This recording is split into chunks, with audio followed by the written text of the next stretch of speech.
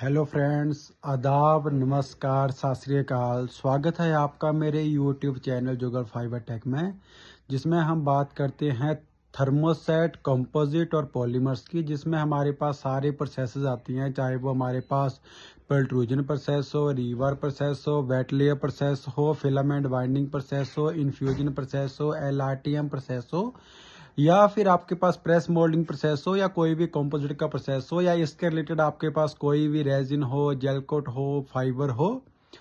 Last time आज के मेरे टॉपिक में मैं आपको बताऊंगा फाइबर के बारे में ही। बट फाइबर के बारे में इसलिए बताऊंगा भी क्योंकि हम जब भी काम स्टार्ट करेंगे तो पहले हमें फाइबर का और रेजिन का पता होना चाहिए, कौन सी रेजिन की क्या प्रॉपर्टीज है, कौन से फाइबर की क्या प्रॉपर्टीज है। तो फाइबर में जैसे मैंने आपको बताया था कौन कौन से हमारे पास फाइबर है, तो वो उसमें हमारे पास फाइबर होंगे। ग्लास फाइबर होगा हमारे पास, बसाल्ट फाइबर होगा हमारे पास, कार्बन फाइबर होगा हमारे पास।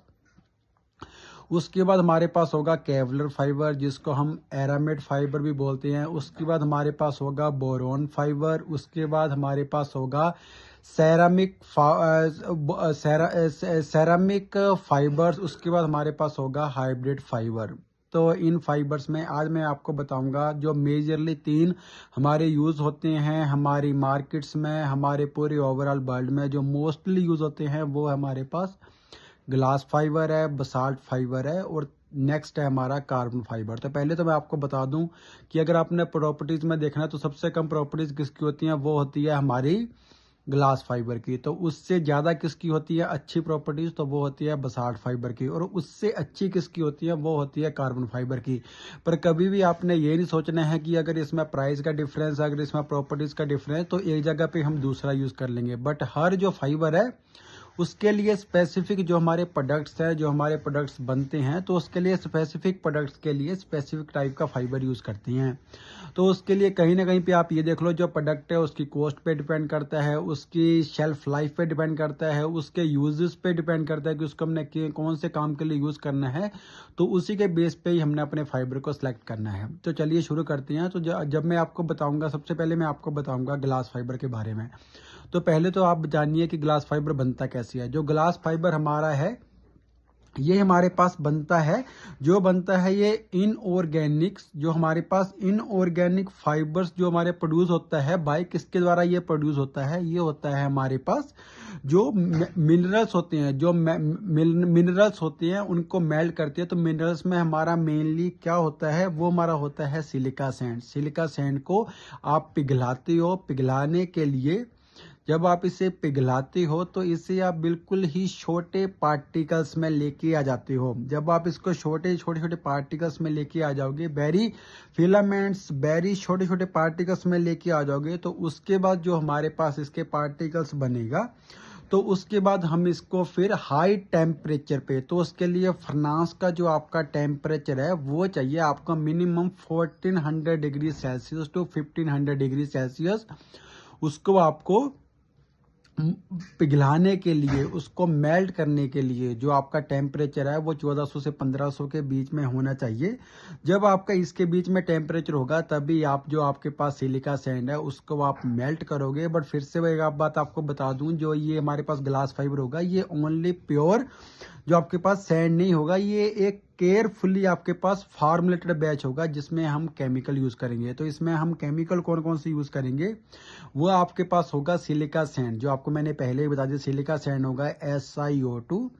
तो सिलिका सैंड इसका मेनली काम क्या होता है, ये आपके पास होगा जो मेन ग्लास फॉर्मर होगा, जिससे हमारा मेन ग्लास फाइबर बनेगा।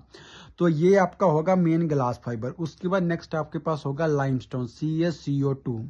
तो लाइमस्टोन जो आपका है CaCO2 होगा, तो ये आपका होगा only for giving the strength. अगर स्ट्रेंथ किसी चीज से मिलेगी तो वो मिलेगी लाइमस्टोन से। लाइमस्टोन के बाद आपके पास आएगा एल्मीना।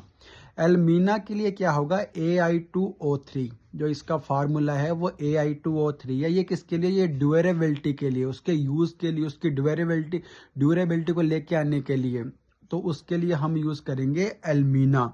उसके बाद नेक्स्ट आपके पास होगा बोरोन ऑक्साइड। तो बोरोन ऑक्साइड का क्या होगा, उसके ऊपर भी आपकी सेम वर्किंग होगी B2O3, वो भी हम इसमें ऐड करेंगे।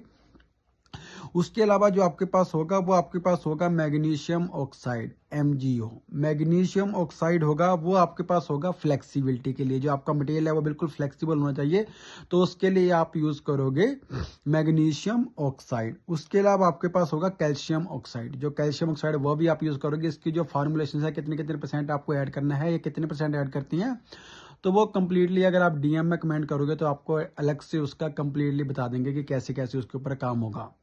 तो इसके बाद मैं आपको बताता हूँ। इसके बाद आता है इसका जो मेल्टिंग प्रोसेस है, वो मैंने आपको बता दिया। वो आपके पास मिनिमम 1400 से लेके 1500 या 1600 तक, मैक्सिमम 1600 तक इसका टेम्परेचर होगा जो आपको यूज करना पड़ेगा। जब आप इसको मेल्ट कर लोगे उसके बाद आपके पास होगा रिफाइनिंग एंड होमोजेनाइजेशन।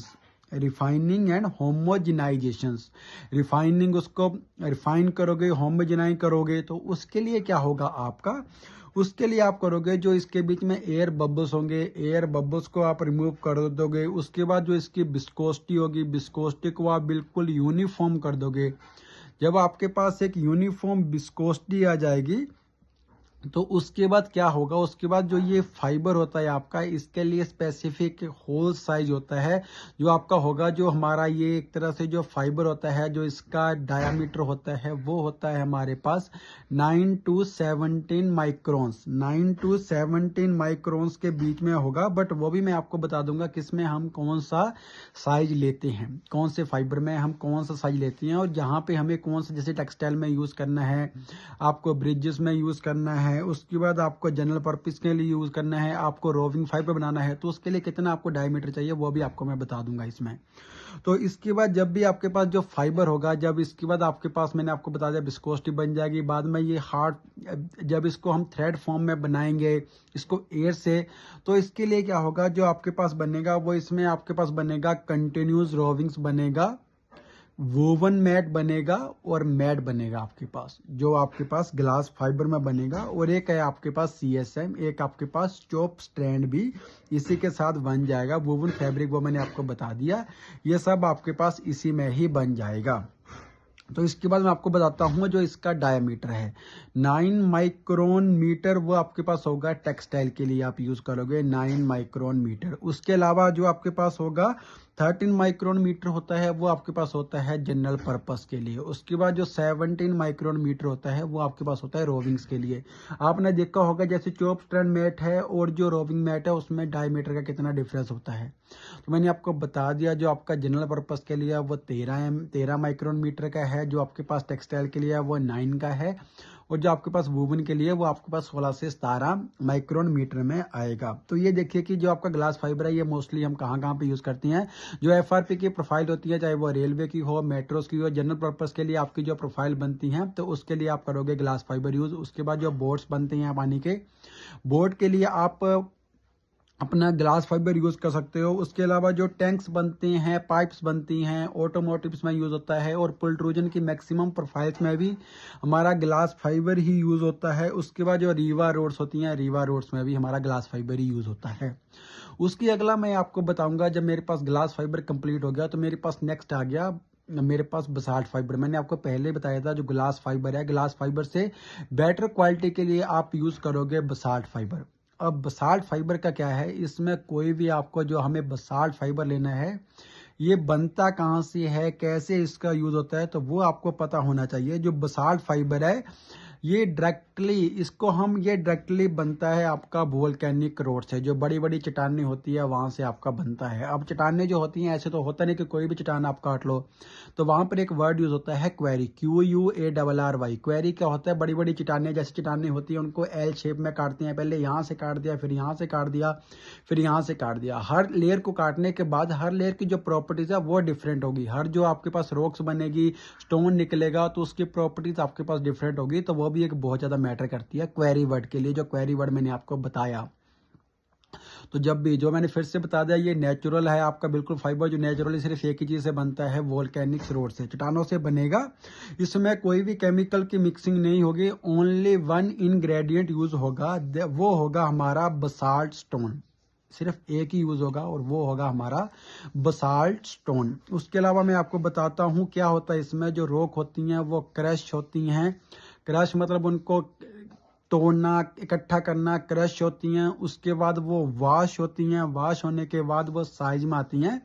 उसको एक साइज में लेके आना होता है, तो उसका साइज होता है 10 से 20 mm पर पीसेज में। 10 से 20 mm के पीसेज में आपने उसके साइज को लेके आना है, जिससे कि वो आपके पास बन जाएगा।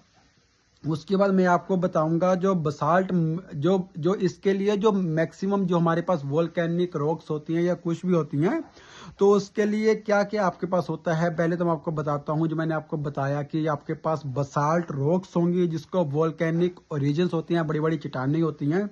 उसके बाद आपके पास होता है केयरफुली सिलेक्टेड क्वेरी। जो आपने केयरफुली सिलेक्टेड क्वेरी करनी है, query should be selected carefully.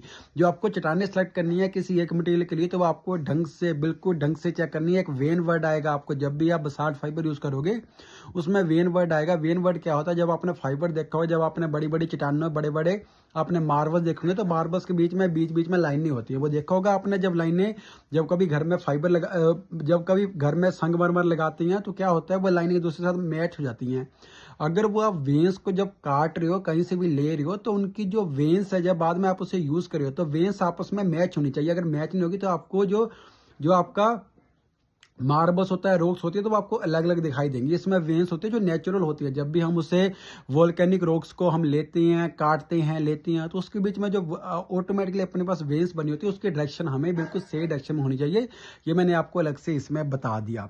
उसके अलावा जो आपके पास होगा, जो केमिकल कंपोजिशन है, वो मस्ट बी कंसिस्टेंट। मैं फिर से आपको हर बार बताता हूं, चाहे पॉलीमर्स हो, कंपोजिट हो, चाहे कोई भी प्रोसेस हो, जो केमिकल की कंपोजिशन है वो आपके पास बिल्कुल प्रिसाइज होनी चाहिए, बिल्कुल इनकंसिस्टेंट, बिल्कुल एक जैसी होनी चाहिए, जैसा दिया हुआ 0.4 डिजिट्स में इसकी जो एडिंग्स होती है। जब आप इस मटेरियल को बनाते हो, R&D में डेवलप करते हो, तो पॉइंट के बाद 4 डिजिट्स में इसकी क्वांटिटी को हम ऐड करते हैं। तो कभी भी आप ऐसे में सोचना कि कोई भी ले लो, आप छोटा मोटा प्रोडक्ट बना देते हो, एक बार बना दोगे, 2 बार बना दोगे, 3 बार बना दोगे, रेगुलरली आपके पास बहुत ज्यादा नहीं आएंगे। उसके लिए मैं आपको अलग से वीडियो बनाऊंगा। तो अभी मैं आपको बताऊंगा इसमें रॉ मटेरियल आपका कौन कौन सा यूज होता है। जो कॉम्पोजिशन की यूज होगा, वो आपका SiO2, जो मैंने आपको बताया था, सिलिका सैंड, वो बीच में रहेगा। जब भी आप रॉक्स को लोगे, जो उसके बीच में रहेगा, वो उसके बीच में रहेगा। उसके अलावा आपके पास Ai2O3, जो आपके पास एल्यूमिना है, वो मैंने आपको पहले बताया था, वो भी इसमें यूज होगा। उसके अलावा आपके पास होगा Fe2O3 होगा, और कैल्शियम ऑक्साइड होगा, प्लस मैग्नीशियम ऑक्साइड होगा। ये दोनों आपके पास यूज होंगे। बट फिर से बता देता हूं आपको कि जो रॉक की क्वांटिटी है, रॉक की जो क्वालिटी है, रॉक की जो क्वालिटी है, वो कंसिस्टेंट चाहिए। जो सबसे बड़ा चैलेंज होता है, ये सिर्फ मैं आपको बसाल्ट फाइबर में इसलिए बता रहा हूं, जो आपको रॉक की जो क्वालिटी है, वो सबसे बड़ा चैलेंज है कि वो आपके पास कंसिस्टेंट एक जैसी होनी चाहिए। सबसे बड़ा चैलेंज है आपको इसमें। ये आपको हर फाइबर में रहेगा। जैसे मैंने आपको लास्ट बताया, उसमें सैंड की क्वालिटी है, उसमें जो केमिकल की कंपोजिशन है उसकी क्वालिटी है। तो मैं इसके लिए आपको स्पेसिफिक बता रहा हूँ कि आपके पास क्या होना चाहिए। जो मेल्टिंग टेम्परेचर है, इसके लिए आपका जो आपको रॉक्स को मेल्ट करने के लिए, वो आपके पास होना चाहिए 1400 से लेकर 1600 के बीच में। इसमें जो मेल्टिंग का जो टेम्परेचर है, वो 1400 से 1600 के बीच में होना चाहिए। जो मेल्टिंग रॉक है, वो डायरेक्टली मेल्ट होंगी, उसके बीच में कोई भी एडिटिव्स ऐड नहीं होगा। और इसीलिए जो हमारी बसाल्ट फाइबर है, इसको हम ग्रीन फाइबर भी बोलते हैं। कभी मैं बोलूंगा ग्रीन फाइबर, तो ग्रीन फाइबर का मीनिंग है बसाल्ट फाइबर। ये भी आपको पता होना चाहिए। जो बसाल्ट फाइबर का डायमीटर है, वो 19 to 17 माइक्रोन्स के बीच में होता है, जो मैंने आपको बताया था। तो बसाल्ट को जो हम यूज करते हैं, वो किस किस में यूज करते हैं, वो हम ब्रिजेस में यूज करते हैं, वो टनल्स में यूज करते हैं, वो मैरीन स्ट्रक्चर में यूज करते हैं, और वो केमिकल प्लांट्स में हम इसे यूज करते हैं। तो मैंने बता दिया आपको बसाल्ट के बारे में। जो नेक्स्ट है आपका, वो है हमारा कार्बन फाइबर। सबसे ज्यादा एक्सपेंसिव फाइबर जो हमारा है, वो है हमारा कार्बन फाइबर। बट फिर से बता रहा हूँ, यूज सबका अलग अलग जगह पे है, बट ये सबसे ज्यादा एक्सपेंसिव है हमारे पास, वो है हमारे पास कार्बन फाइबर। तो ये क्या है, ये एक हाई परफॉर्मेंस सिंथेटिक फाइबर है। हाई परफॉर्मेंस सिंथेटिक फाइबर है, जो हमारा बनता है ऑर्गेनिक पॉलीमर से बनता है, जिसमें मेनली हम यूज करते हैं पेन। तो अब आप सोचोगे पेन क्या है।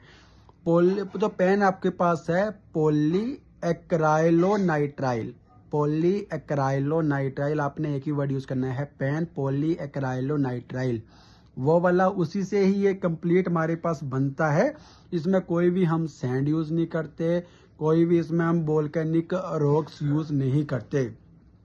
ये क्या होता है, जो हीट ट्रीटमेंट होता है, ये ट्रीटमेंट इसको चाहिए पॉलीमर फाइबर्स को। पॉलीमर फाइबर्स का जो हीट ट्रीटमेंट होगा उसको हम हीट देंगे। हीट देने के बाद क्या होगा, उसमें से सारा मटेरियल रिमूव हो जाएगा एक्सेप्ट कार्बन। सिर्फ कार्बन ही बचा होगा। जो लास्ट में आपके पास मटेरियल बचेगा उसमें आपका कार्बन होगा 93 to 99% ओनली आपके पास कार्बन ही होगा, जो आपके पास हीट देने के बाद होगा।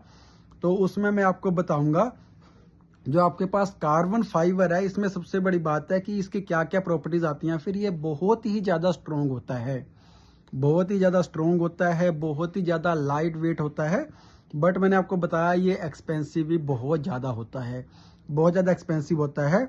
उसके बाद क्या होता है, इसमें जो हमारा लिक्विड, जो मैंने आपको बताया, जब हीट देंगे जो लिक्विड पॉलीमर्स आपका होगा उसको स्पन करेंगे, उसको निचोड़ेंगे। निचोड़ने के बाद उसका फाइन फिलामेंट्स, बिल्कुल छोटे छोटे पार्टिकल्स उसके बनेंगे निचोड़ने के बाद। तो उनका जो लास्ट में हमारे पास जो डायामीटर होगा वो हमारे पास होगा 12 से 15 माइक्रोन के बीच में, जो इसके लिए आपका डायामीटर होगा, जो आपका होगा कार्बन फाइबर्स के लिए। बाद में इसकी लेयर्स बनती हैं, लेयर से हमारा क्या है, फाइबर मटेरियल बन जाता है। जो हमारा फाइबर बनेगा वो हमारा कार्बन में फाइबर बन जाएगा। तो इसको हम यूज कहाँ कहाँ पे करते हैं, इसे हम एरोस्पेस में यूज करते हैं, इसे हम विंड ब्लेड में यूज करते हैं, इसे हम यूज करते हैं हाइड्रोजन टैंक में यूज करते हैं। उसके अलावा जो हाई एंड कंपोजिट, जहां पर हमें कंपोजिट का मटेरियल बहुत ही प्रिसाइज क्वालिटी में चाहिए, वहां पर भी हम इसे यूज करते हैं। बट इसके लिए आपका फाइबर कौन कौन सा बनेगा, इसके लिए एक तो आपका बनेगा जो सबसे जरूरी है वो टॉउ या रोविंग्स, जैसे उंगली की तरह होता है या रोविंग्स की तरह होता है, तो वो आपका बनेगा। उसके बाद आपका बनेगा वूवन फैब्रिक बनेगा, और एक बार आपका बनेगा यूडी टेप। बट जो आपका बसाल्ट फाइबर है और ग्लास फाइबर है उसमें आपका वही बनेगा जो आपको बताया, चॉप स्टैंड बनेगा, रोविंग्स बनेगा, उसके बाद वूवन फैब्रिक बनेगा, वो मैट बनेगा, उसमें तीनों बन जाएंगे। बट इसमें आपको बता दिया यूडी टेप आपका बन जाएगा, वूवन फैब्रिक आपका बन जाएगा, उसको रोविंग आपका बन जाएगा। तो ये तीनों मैंने आपको बता दिए। ये मैं अभी जो आपको वीडियोस में बताता हूँ इसमें फिर भी मैं आपको काफी ज्यादा शॉर्ट्स में बताता हूँ। कंप्लीट में जानने के लिए आप कमेंट बॉक्स में कमेंट करिए, जिससे कि हम आपको कंप्लीट में बता सके। फिर भी अगर आपका कोई डाउट है तो आप कमेंट बॉक्स में कमेंट करो, ज्यादा से ज्यादा लाइक करो, शेयर करो। जो भी आपके रिव्यूज है, जो भी आप समझते हो उस चीज को आप कमेंट बॉक्स में कमेंट करो, सो दैट कि आने वाली वीडियो में मैं अपने कंटेंट्स को और ज्यादा इंप्रूव कर सकूं।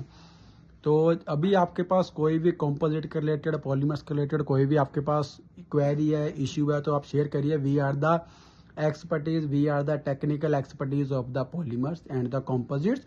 और कोई भी प्रोसेस है, प्रोसेस मैंने आपको सारे बता दिए। किसी भी हो तो किसी के बारे में भी आप शेयर करो, आपको हर चीज का सोल्यूशन